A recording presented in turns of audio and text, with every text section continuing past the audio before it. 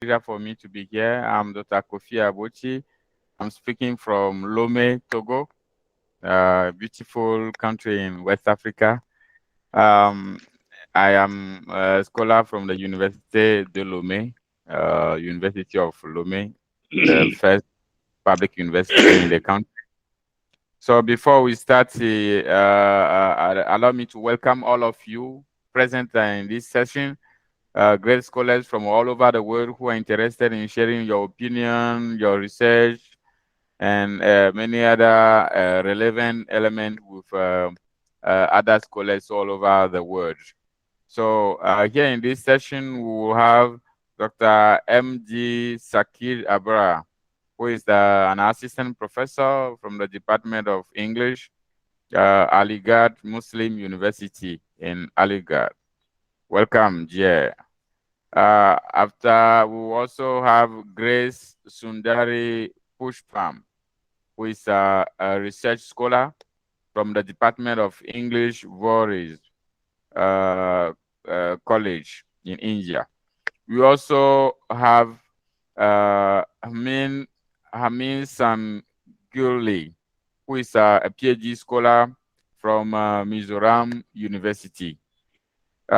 Here also we have Keka Das, who is the assistant professor, Department of English, Vyadhyasa College for Women in India too, West Bengal. And also in this session, we will have another research scholar, who is Hira Swami from the Department of English, Jai Nairem Vyas University in Jodhpur, Rajasthan. So, ladies and gentlemen, here we are, and we are quite ready now to start. Right now, I'm going to give the floor to our first speaker. I hope the speaker is here, Dr. M.G. Sakir Abra, who will be entertaining us on mapping women concern in Paul Sengutas Magda Mangalam. So, Thank you so much, dear sir. Doctor, you have Thank the you so floor. much. You're Yes, welcome. I'm here, Dr. Saqib Abrar from. Thank you so much, Dr. Kofi and my fellow participants, to allowing me to make a presentation on the topic mapping women's concern in Poils and Gupta's Manglam. I'll be making oral presentation. There is no PowerPoint slides and all those. Should I begin?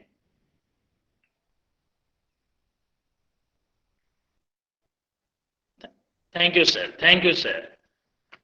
Uh, Violence and exploitation of women is a centuries-old phenomenon all over the world. It is not simply physical assault meted against women.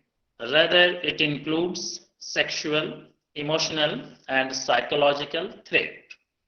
Women are always reminiscent of troubled and traumatic past and threatening future.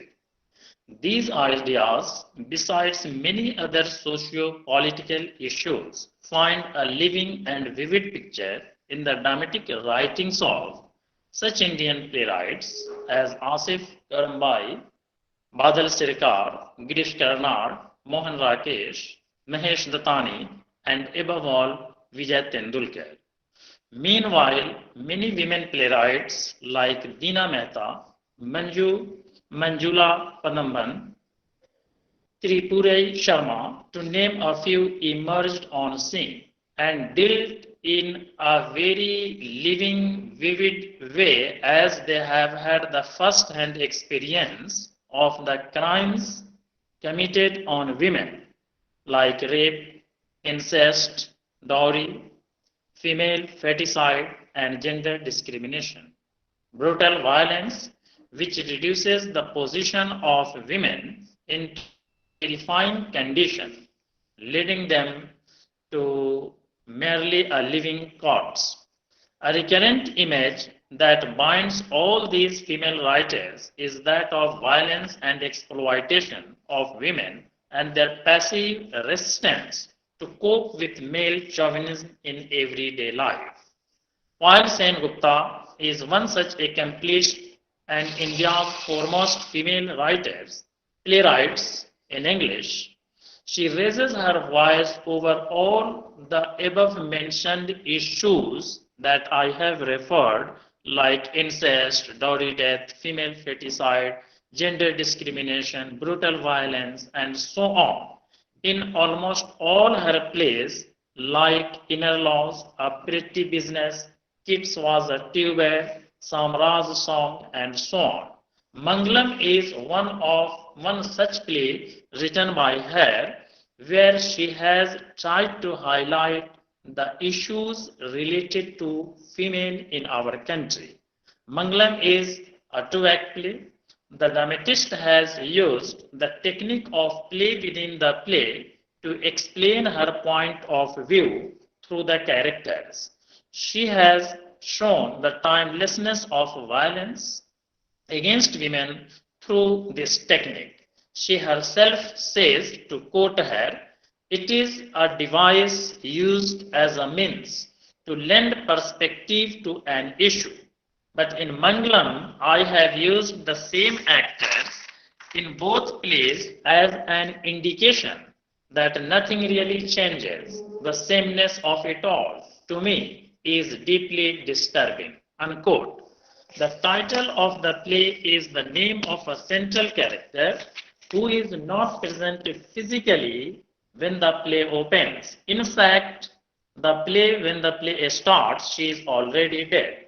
But the playwright pervades the issue action throughout the first act as if she is a living picture.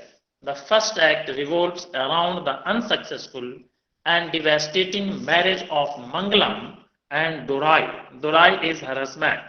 They are married off to each other for, I am using three terms here, urgent, confidential, and practical reason. While going through the play, we will subsequently come to know that why this marriage is urgent, why this marriage is confidential, and why this marriage is even practical. And when, since things are based on urgent, confidential, and practical reasons, that's why we find that there is altogether an absence of mutual affection, communication, understanding. Mutual affection, proper communication, and understanding are the, we can say, backbone of any successful marriage. But these things are lacking in their conjugal married life. That's why both of them consider themselves victimized by the other and so are at the constant war with each other. Durai, being a husband, has been given an upper hand in patriarchal societal structure. He harasses Mangalam to such an extent, to such an extreme, that she decides to embrace death rather than living with him. As the play unfolds, audience realizes that Mangalam is the victim of the vilest of crimes, but she is not able to express herself. That's why in the beginning, my introductory point, I was referring silent resistance. Here we find this aspect. One incident, one heinous drunken act, rape by her drunk brother-in-law, that is again example of incest, changes the course of her life forever. She is married off to economically poor Dorai, who comes to know of her pregnancy after marriage. That is, before marriage, she was already carrying the child of someone, which was an outcome of the atrocity committed on her. Durai acts on impulse, branding her as characterless in his consciousness for the rest of their life together, and punishes her in every possible way to avenge his betrayal by her and her father.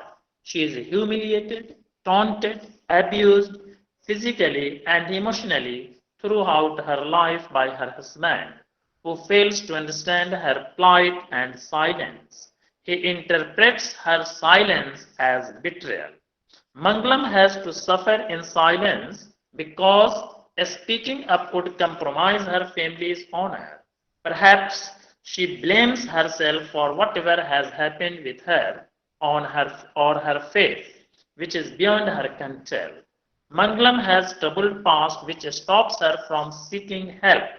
This secrecy for the protection of family name is the very nature of the domestic violence. Mangalam's life becomes a series of never-ending assaults on her mind and body, which she abandons at last by ending her life. Mangalam's elder sister Thangam is really, we can say, completely different character. She appears to be a strong, dominant, wants to control others, and in fact, she is representative of older and orthodox generation. Thangam is a traditional woman who wants to impose her age-old values and restrictions on other women around her. She is the most outspoken character who openly criticizes, challenges even, derides treatment of her sister in extremely blatant terms. Whenever Durai accuses Mangalam of characterlessness, she takes her side. She accuses Durai of mistreating her sister, of torturing her when she says, to quote, but what else can I expect from my brother-in-law? He has been like this since the day he tied the thali. Thali, tali or thali. Again, it is since South Indian text, therefore it is referring to that one. Around the poor girl's neck. Tali, it is more like a rope. See here, addressing the tali as a rope summarizes a woman's experience in the institution called marriage, which forces her in a subordinate position when she is married against her will. The rope here has a deep symbolic significance which tells the tale of a woman's suffering, her loss of freedom, her slavery, and loss of identity the moment she gets married. Sen Gupta, the dramatist, shows how Mangalam, a married woman, was afraid of her husband, how she always felt throttled and suffocated. In traditional societies, marriage is a medium to control women's sexuality. A forced marriage will only suffocate and restrict a woman, damaging her self esteem and confidence. In Indian society, again, marriage is universally considered as the essential point in a girl's life, irrespective of her class, caste, religion, and ethnicity. A marriage forces woman into an unequal position where she is supposed to forget an essential part of her identity and has to adopt to an aligned one without asking any question. She is to perform her role as a dutiful wife and daughter in law. She is not supposed to show her individual existence. Her point of view becomes secondary. And if she strives to show independence, her own opinion, it is considered rebellious and is generally looked upon by her in-laws. It is in this way that we come to know about her. I am not going in much detail. I would be referring to second important character. Second important character that writer has tried to highlight is the victim of patriarchal oppression. Again, she is no one else, rather she is daughter of Mangalam. Violence and Dorai. Violence inflicted upon Usha is not physical in nature, but is of subtle and invisible kind. She is married against her wish to, for economic reasons by Dorai. Usha's said affection, attachment, love for a lecturer who was also her teacher is looked down upon and criticized bitterly by her father, Dorai. Usha has her mother's sympathy and they share a close bond. Mangalam is a confidant for her confidant, confidant, not that is someone with whom she can share.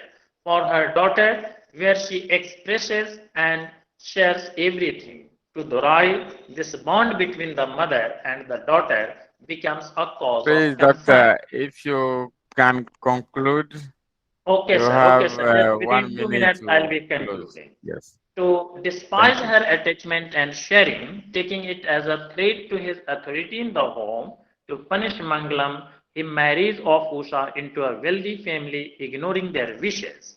Here, he is not only acting in financial interest, but is trying to prove his upper hand in the household. Usha wishes to establish herself as the independent woman in the family, but Mangalam intentionally ignores that too. He considers Usha as the image of her mother and, according to him, characterless like her. It is in this way that we find that almost all the characters mentioned in the play are in one way or the other victim. Due to limitation of time, I'm just mentioning the last points. These are the very reasons the women characters in the play act as representatives of the women in society, suffer many a times an unjust and undeserved violence at the hands of the males in their family. The patriarchal division amongst women ensures that they would not be able to come together and protest against it.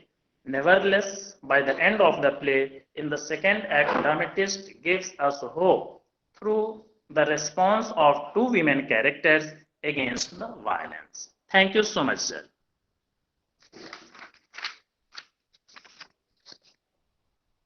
Thank you so much, Dr. Makid, for the great presentation.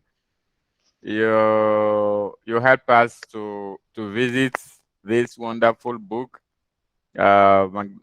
Maclan, and although I've never read it, I feel I have now the desire to read it and to discover more about this book. Thank you so much. Thank you for lecturing us on the Thank you, condition sir. of Thank you so much, sir. women, yeah, the condition of women in this society, and how they revolted, how they went against it, and how it went for them. I just have one question for you. Are you using or what type of feminism are you using in your analysis? Sorry, sir.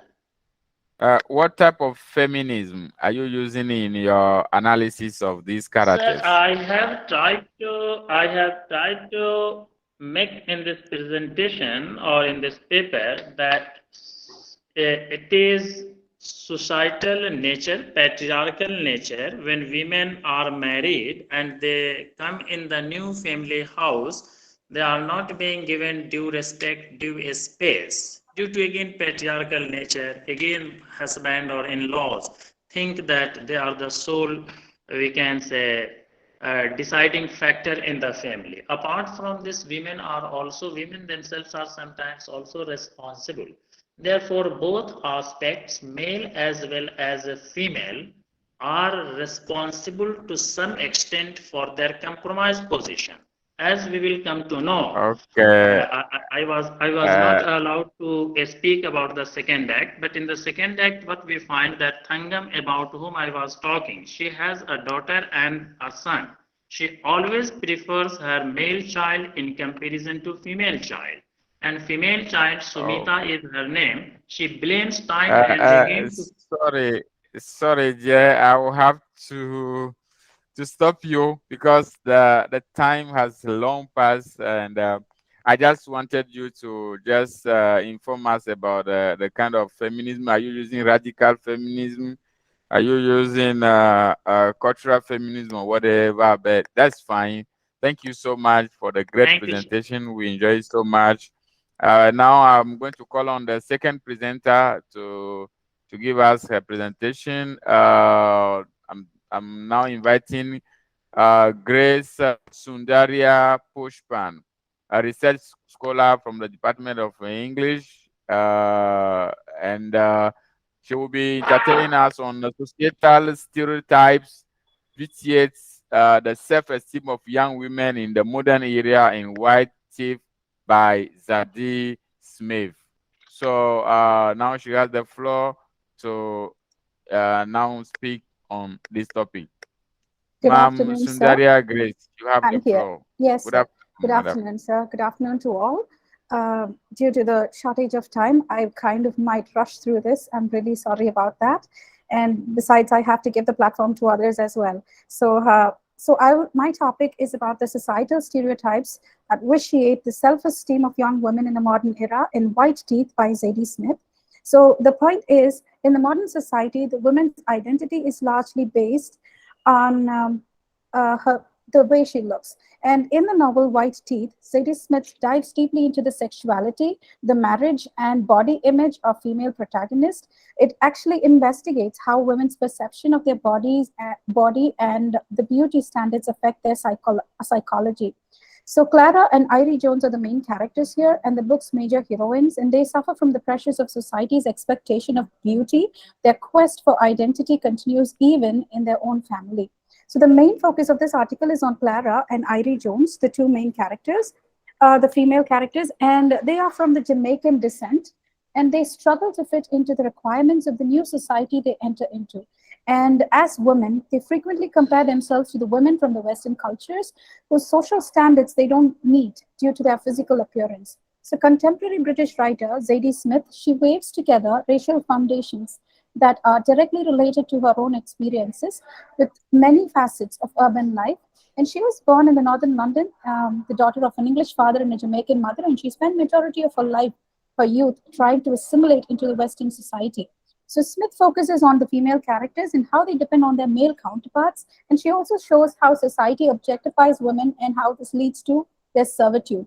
And nowadays, establishing one's identity in the society is based on adhering to beauty norms. So a woman is thought to be blemish free and have to have a specific body type in order to for her husband to consider her appropriate for marriage. So even after marriage, a woman is still expected to have an ideal teeth, hair, skin, and body. And if a woman is accused of putting on weight after giving birth, her husband ends up divorcing her. And she will be shunned by the society as well because of her overweight. And as a result, she would suffer a serious mental breakdown, depression, loss of self-confidence, and lack of self-respect for herself. She would also lose her sense of self, seeking a reflection of herself in someone else who do not conform to the idealized ideal of beauty. So she hides her true identity by putting on a cosmetic mask and appease society by the rejection she experiences in both society and her family. So this drives a fixation to maintain a stereotypical body image. So women cringe at the self-identity and pretend to be someone else in an effort to please their society. So majority of the people are unable to change their genetic predetermined bodies to match these extreme ideals, regardless of diet and activity. So physical dissatisfaction happens when a person puts out a lot of effort to modify a body that they feel is insufficient, but still is unable to attain the level of appearance that the society defines as desirable. Additionally, over time, the beauty standards have changed according to the culture and according to the media, and variations in the culture values have influenced the development of beauty. So in this novel, Zadie Smith discusses three generations of strong women. Clara Bowden, and she's of the Jamaican descent, and she married Archie, an Englishman, twice her age because she was in need of education, a strong man to support her in her own growth in the future. And this Ivy happened to marry this man who was a white Englishman. And when the baby is born, she wishes that the baby would have the blue eyes just like the father. Being a black woman herself, she wishes her own child to have blue eyes. But unfortunately, the baby is born with brown eyes. But this is where so this is the point where the mother herself is giving up her own identity. And Clara was seen by Archie. Archie is like a perfect patriarchal figure. She's like a helpless prize that he has won. Archie wanted an attractive wife who can always be there to take care of him, and he can take care of her in a social security. So Clara provides herself with everything the society expects of her beauty. So although she is Jamaican, she embodies the Western ideal of beauty because she is lean and she has found a way to conceal her missing tooth as well. So Irie, Clara's daughter, like the author Zadie Smith, was also raised by English Jamaican parents, and Irie is also the same. Irie has always been conscious of how she looks and frequently makes comparison to her mother and other girls in the class. And because of her larger frame than her mother, she was frequently overlooked and was considered unimportant. When she was 13, she was fat with enormous bust and big posterior and massive whalebone hips, big thighs and all that, big teeth as well. So Irie was astounded that when the Shakespeare's Dark Lady was discussed in class, she was able to connect and she was able to find the reflection in the Dark Lady of Shakespeare. But then she was made fun of by the entire class because she was fat and she was dark. And so yes, here Shakespeare's fashion as a it's like a silent, visible white male who further reduces women to a desired stereotype of being white, thin, and most significantly silent. So Irie was thought that she was something wrong with her appearance and she was ugly. This belief in her ugliness, in her wrongness, had subdued her, and she kept her comments to herself these days. And though she was very smart, she was not able to perform well in the class because she was fat and she was dark, and people often made fun of her appearance. So this kind of reduced her self-confidence. So Irie finally she realizes and she finds her own reflection. She tries to find a reflection in the London city, looking at her friends, looking at her mother. She was not able to do that. So she tries to straighten her hair and to look slim, and she tries to, by trying to straighten her hair using too much ammonia, caused her to lose all her hair, and so she happened to lose everything, and she was using extensions to try to attract people around her, but nobody noticed her, and so she felt so depressed. But finally she found her self in her grandmother's looks. Her grandmother, she was not afraid of the society. She looked as she was, and she did not have the societal, the stereotypical outlook. But then the grandmother was the exact same reflection of Irie. She was fat, she was dark, she had the same kind of coily hair that Irie has, and that's how she found that she was so satisfied with the way the grandmother looks. So in conclusion of this, in conclusion, every part of the world has the same issues faced by women when it comes to personal appearance, and this issue is more prevalent in the modern civilization than in the rural areas. So even before being projected into the society, we are being shaped by our family. So parents play an important role in shaping our personalities because they show us how to be ourselves rather than imitating someone else who is famous on the social media. So we should be aware of our own personality and uniqueness and embrace our femininity, which is more important. That's it, sir. I complete with this. Thank you so much. Thank you, Grace, for this wonderful presentation. Yes, these stereotypes are so rampant in our community societies, and through literature, through your article, I think you raise many people's eyes on these and help correct them. Yes, the stereotypes must be corrected. Thank you so much. Because of the time, I will go directly to the next speaker. We are already late, so I will go straight. Once again, thank you, Grace Sudaria, for your brilliant and wonderful presentation. Yeah. Now we're going to the next speaker, who is a PhD scholar, Humin Zuli, who will be speaking us from Mizoram University. It's a PhD scholar. His topic is disillusionment as a site of negotiation. In her palace, go set a watchman. So, Mr. Hamin, if you hear, you have the floor. Okay, thank you, sir. Am I audible?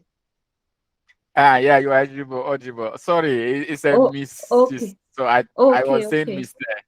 Forgive me. Okay, it's quite all right. All right. Okay, I'll move on with my presentation. I have not even prepared a PPT. I will be referring my notes.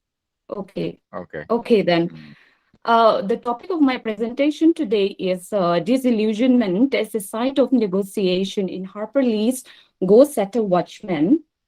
And the novel has been written in the 1950s, and it was published only in 2015. And the presentation will focus in particular the aspect of Jean Louise's experiences and transition from her overlaid identity with her father's consciousness to her eventual realization of her individuality. The text provides an illuminating understanding on a female identity construction from the lack of feminine influence in her life. Her mother died when she was an infant, and she grew up under the care of her father, Atticus Finch. The few women in her life provided her detached presence, and her sense of security is generated mostly from the male figures in her life. She never feels any sort of lack or wanting in her sense of self, leading to a narrow understanding of other people's trouble with especially with their parents, where Lee perceptively puts within quote, she was extravagant with her pity and complacent in her snug world, close quote. The context to Jean Louise's childhood, of which Lee documented in her much celebrated novel To Kill a Mockingbird, where the author depicts the carefree and sheltered childhood of the protagonist, complemented by her father's upbringing with an unwavering sense of justice and morality. In Go Set a Watchman, Lee explores in detail the protagonist's woman experience, which was a latent and subliminal concern in the first novel. The text's depiction of racial issue have to be placed in the historical time that it was written, because being written in the 1950s, the narrative on racism do not agree with the progress of the present day racial issues, especially on how racism is normalized in the text. But Lee's narrative demonstrates the contextuality and situationality of women experience by depicting the challenges of women during the 1950s and the need to ascribe to patriarchal norms and the absence of individuality. Jean Louise's struggle to achieve her individuality reflects the frightful state of women who have their political opinions during that time. In the end, she has to acquiesce to the state of moral injustices against Black community of Macomb so as to preserve her relationships. Lee also depicts the convergence of the traditional and the modern by creating a character from Macomb, a small county in American South that is steeped in a spectrum of community-driven moralities where racial discrimination was a well-established and systematic practice. Although Jean Louise works in New York, a city famously known for its inclusivity and modernity, she is deeply bound to her Southern heritage. However, she could never reconcile with most of Macomb people's outlook on life, and yet she could never separate her identity with the place and the people. The primary alienation for Jean Louise against the people of Macomb is their intolerance toward the Black community, and her struggle against racial intolerance becomes the confounding side where she develops identity crisis and challenges as a woman. The unconventional upbringing of Jean Louise perpetuated her struggle to define womanhood from an early age.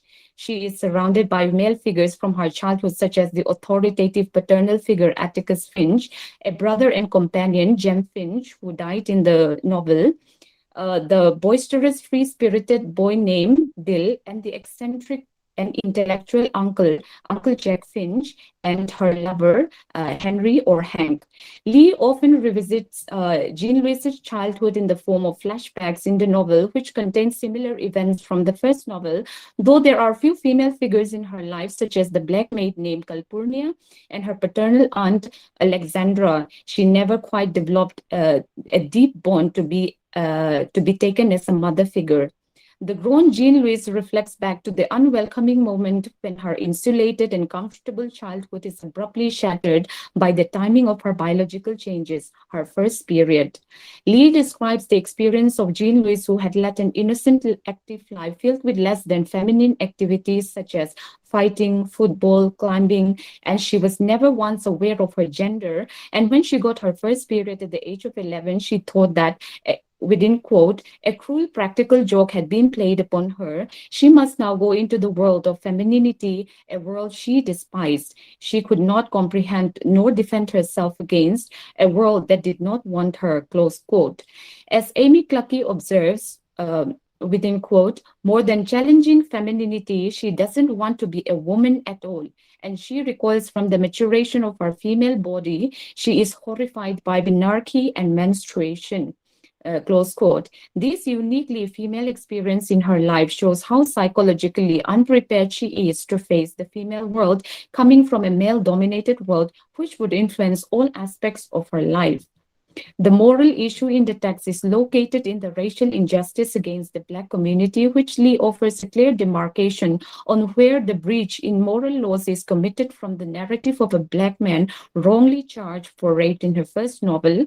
However, the author depicts the complexities of racial issue in Maycomb, where the lines of morality are constantly blurred by the ethnic concerns of a predominantly white community.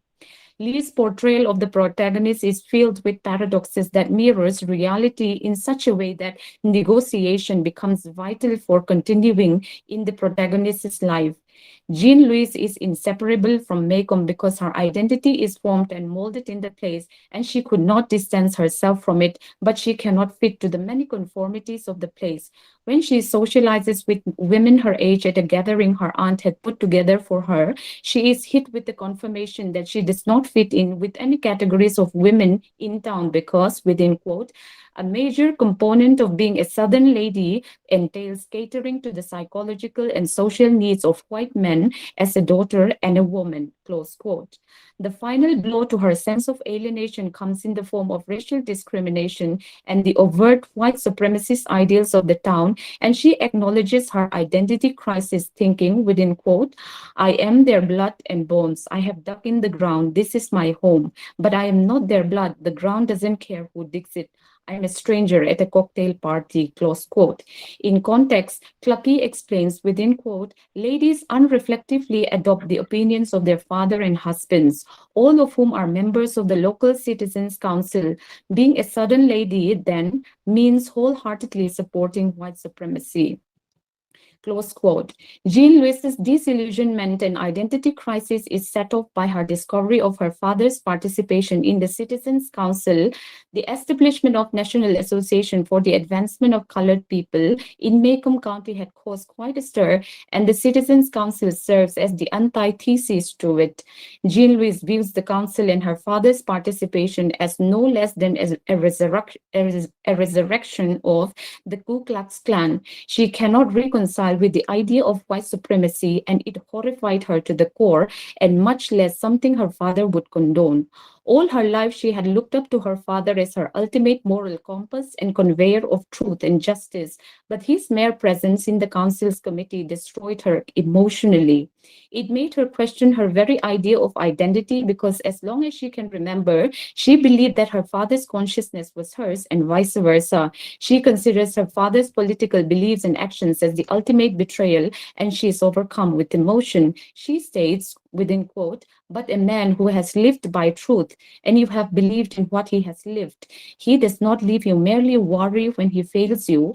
He leaves you with nothing. I think that is why I'm nearly out of my mind. The issue faced by Jean Louise could be traced to the quality of care exhibited by her, so much so that the political becomes personal.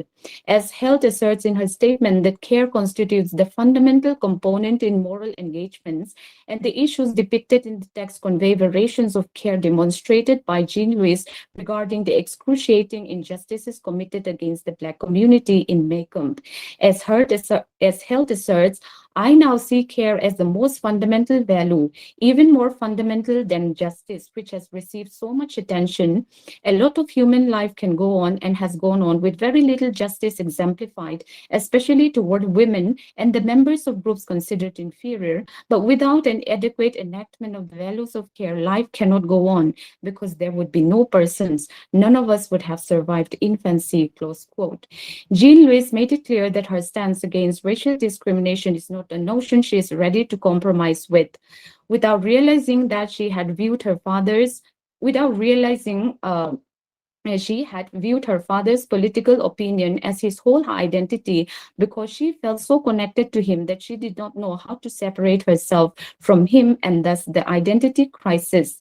The revelation of her personal principles that differ from her father's was so heavy for her that she confronted Atticus that she wished he had brought her up with a stepmother that had instilled in her the stereotypical Southern belle personality, one who did not have opinions of her own. She lamented the fact that her father had brought her up to be her own person, to ultimately betray her. She regarded the act as cruel and unforgivable. She desperately uttered, within quote, "You cheated me, you've driven me out of my home, and now I'm in a no man's land, but good.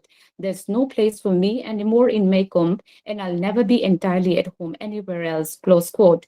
As Nilika Mehrotra substantiates, women's perceptions and actions reflect the ideas with which they grow and mature in particular Yeah, contexts. please, Doc, you have less than 2 minutes to close, so you have Yes, sir. 2 minutes I'll finish at in, most to finish. I'll try to continue Thank you. conclude. Yeah. Not all women feel and respond in similar manner. Their actions are specific and contextualized politically, culturally, and historically. The period of Jean Louise's identity crisis runs parallel to her womanhood. Her uh, 1 minute. Uh, it is However, the text ends in a controversial note primarily because of Jean Louise's submission to her father's indifference to the plight of the Black community. This has been interpreted as a result of her conservative dogmatism behind her progressive beliefs, which ultimately makes her subsumed to the stringent paternal structure of her community. Her disability to separate her identity from Maycomb and her family becomes a problematic place of contestation, of which neither the political nor the personal could provide an overarching answer to the character or the reader. Thank you. Thank you so much, dear Hamings and Zuli, for the great presentation. It was very instructive, very interesting, and we learned a lot from it. Yes, going against the tide is a great battle for individuals, and yes, it wasn't easy for these characters, but they made it. Thank you so much. As I said it before, yes, time is against us, so I won't be asking you questions now. Maybe I will ask some general questions when we will be closing. Once again, Dr. Hamin Sanzuali, thank you so much. Thank you, sir. Now, yeah. Now we are going to the next speaker. Speaker number 4 of today is Keka Das, who is an assistant professor at the Department of English in the Vidyasagar College for Women in India. He will be, he or she will be entertaining us on the topic "From the Mythological to the Tribal, a Saga of Subversion and Resurrection." So I think this is a very great topic and we'll be learning a lot. Yes, dear Dr. Keka Das, you have the floor.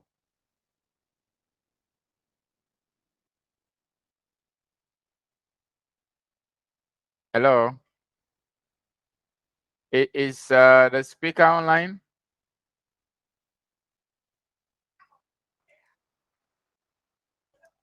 Hello. The presenter is not in the session, sir. Okay, fine. Thank you. Then we'll go to the next speaker. Speaker number 5 on the list is, please mute your microphone, please. If you are not speaking, mute your microphone. Thank you. Perfect. Now we are going to the speaker number 5 on the list is Hira Swami. Hira Swami is a research scholar at the Department of English Institute named Jai Naraim Vyas University at Jodhpur in Rajasthan.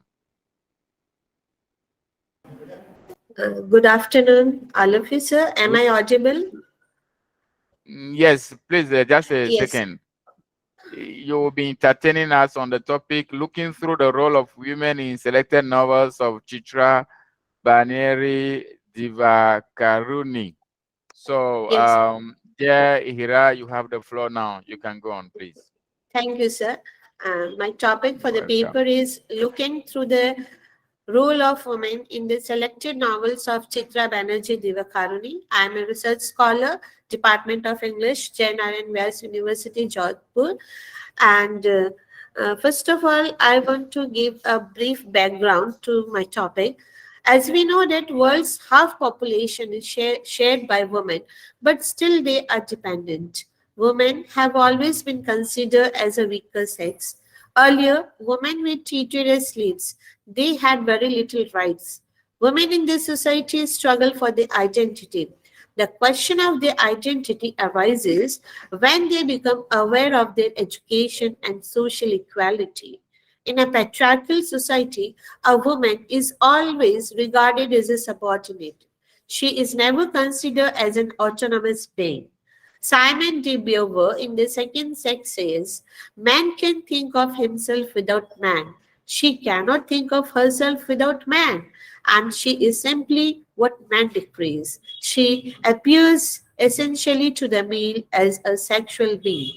For him, she is a sex, absolutely sex, no less. Unquote. Every Indian writer has contributed a lot for the development of Indian fiction in English. They portrayed the real Indian woman, their relationship with husband, with family, and with society. Many great women writers have reflected the new image of women in their literary works. The Indian women writers dealt some of the common themes like the quest for identity, cultural conflict, the consequence of social and economic changes, and the problems of immigrants, and the impact of industrialization and globalization. One of the prominent contemporary writers is Chitra Banerjee Divakaruni. Indian American author Divakaruni's works mainly focus on the experiences of the women. She has brought a new image of women in her works. As a diasporic writer, she presents the feelings and experiences of rootlessness, displacement, or dislocation, nostalgia that are faced by the immigrants in her works. The female diasporic writers has now completely focused on the life experiences of such female characters and arises their voices of sufferings in their works. For this, I have taken the two novels. The first one is The Sister of My Heart. Chitra Banerjee Divakaruni excels in her narratives, style, and understands the emotions of women. She portrays the tragic and agonizing paradox of a woman who strives for her independence in her novel Sister of My Heart. Sudha, the female protagonist of the novel, thinks, to quote, desperately, I try to remember that there is a saner world where women study and work and go shopping and visit the cinema with their girlfriends, where it is permissible for them to live normal lives even if they cannot be mothers. I repeat to myself the names of classmates who I have heard have become doctors and teachers and famous dancers, but they are too far away. Unquote. The two cousins named Anju and Sudha are the subjects of the novel The Sister of My Heart. They grew up in a typical Bengali family in Calcutta. Both the cousins live with their mothers and Aunt Pishi, who is a widow and lives with her brother's family. After the death of Sudha's father, both the mother and daughter live in Chatterjee Mansion. There are three widows in the family: Sudha's mother Nalini, Anju's mother Gorima, and Aunt Pishi. Although the lives of the two cousins are shaped by these three widows in the family, still they have a strong emotional bond. Both the cousins were not allowed to be acquainted with any young man as their mothers kept an eye on them. Sudha says, to quote, we moved in a world of women, my cousin and I, at home and outside. It was a world of filtered submarine light, languid movements, eyes looking out from behind a frieze, small muted sounds, the tinkling of bangles, female laughter, unquote. Anju and Sudha are emotionally and psychologically connected to each other. They love and support each other and share their views and ideas. After the marriage, Sudha and Anju are separated. Anju went to America and Sudha remains in India. After marriage, Sudha's life became worse, and in America, Anju's husband, Sunil, wanted to maintain distance with Anju. When Sudha came to know about the pregnancy and when it is identified that in her womb is a female baby, her mother-in-law forced her to go for abortion. To protect her kid, Sudha travels to her mother's residence. Anju, who is also expecting, wants to bring Sudha to the United States. Therefore, she works to earn money that leads to miscarriage. Sudha visits America with her daughter Daitya to look after her beloved sister Anju. Chitra Banerjee Deva Karuni presents the problems and sufferings faced by the Indian women in society. She beautifully explores the bonding of women who support each other to overcome the difficulties. The next novel is The Wine of Desire, which is the sequel to Sister of My Heart. The novel begins with the reunion of both the sisters, Anju and Sudha, in America. The novel starts with the miscarriage of Anju, which leads to an abortion. Anju's miscarriage makes her to feel lonely. She becomes nostalgic and lost in the memories of India. In America, Sudha gets a job of nurse to an old man. She finds that the old man is not happy with his life in an alien land. He is nostalgic towards his homeland. In an alien land, most of the immigrants face the issues of nostalgia or homesickness, and thus it becomes difficult to adjust in a new culture. Sudha realizes that why the old man is not happy in this bed, in this house, in this country, all of which is an alien to him. Sudha has finally been released from any limitations placed on her in India and has begun a new brand life in America. She becomes familiar with American culture. She visits America to become free and also to make her life and her daughter's life comfortable. Sudha is aware that Sunil is secretly infatuated with her and she ends up being the object of his lust. She thus departed from Anju's home and went to work as a nurse to an elderly man's residence. The old man, Mr. Sen, wishes to go back India, but his son cannot send his father back to India because of his age of dependence, and also there is no one in India to look after him.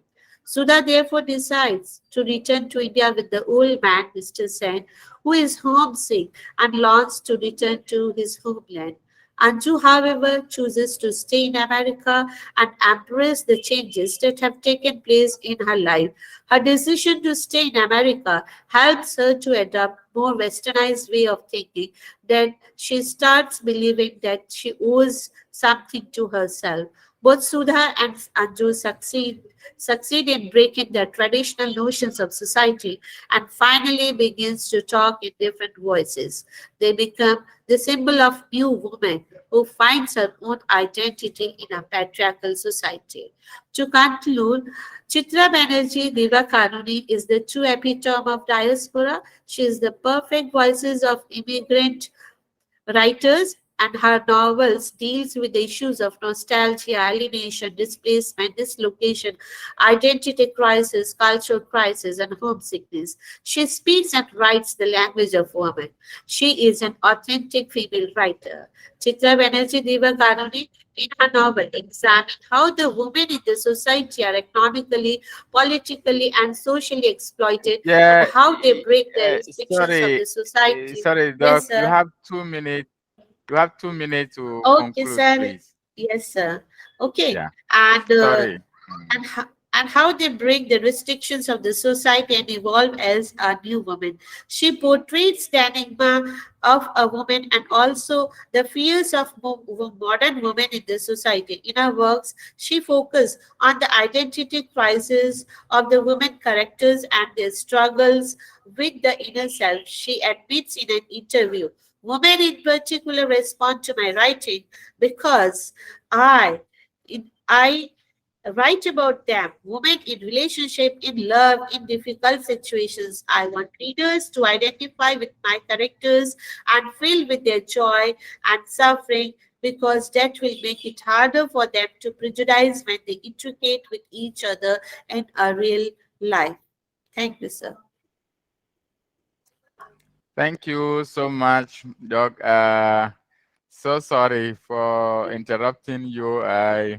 We were late for this session, and that's why. Yeah.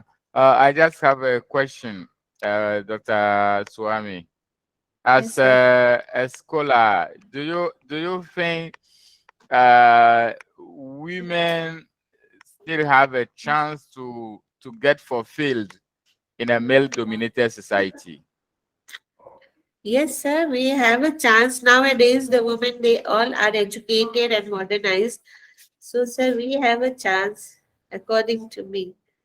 We are educated and we are moving towards the modernized and we are breaking the traditional customs and all these things and we are moving towards modernized and we are educated. These are my views, sir. Okay, thank you so much. Yes, change is possible. I know all over the world, many female actors are bringing changes all over the world, Yes. and it's worth praising. Only that a lot needs to be done again. There are many women who are still not aware of their rights and who are just living for the living sake. But we hope full change will come. Yes. And I don't know, are you positive that someday society will become egalitarian, where people will be just judged because of the contents of their mind and their character instead of who they are as a sex, as a gender group? Yes, sir. Please.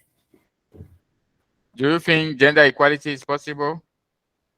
Sir, it is quite difficult, but to some extent, when we educate the women and we educate the women about their rights, so to some extent, after a few years, or we can say we will have this gender equality. Right now, it's not there too much. Gender Yeah. equality is not there in our society because India is a patriarchal society and the males, they are dominating. Okay, but still, if we make efforts, we educate the women, we educate them about their rights, then to some extent, we are going to have the equality in our society. Okay. Thank you so much. Thank you. That's my dream too. That's my hope. We need all members of society, whether they are male or female, and all of us different actors must endeavor to work for gender equality. At least of offering equal opportunities to all citizens to prosper and evolve and live happily. Thank you so much. I think we will come to the end of this session. I'm grateful to all our different speakers of the day. Dr. MD Sakid Abrar for your great speech. Great thank you also to the scholar Grace Thank you, sir. Sundaria Pushpam for your speech. Thank you also to Hamin Samzwali from Mazuram University for your speech. And I'm also grateful to you, Jay Hira Swami, for your article, for your ideas that you shared with us on this day. We will come now to the end, and I think somebody wants to say something. Any person willing to say something before we conclude?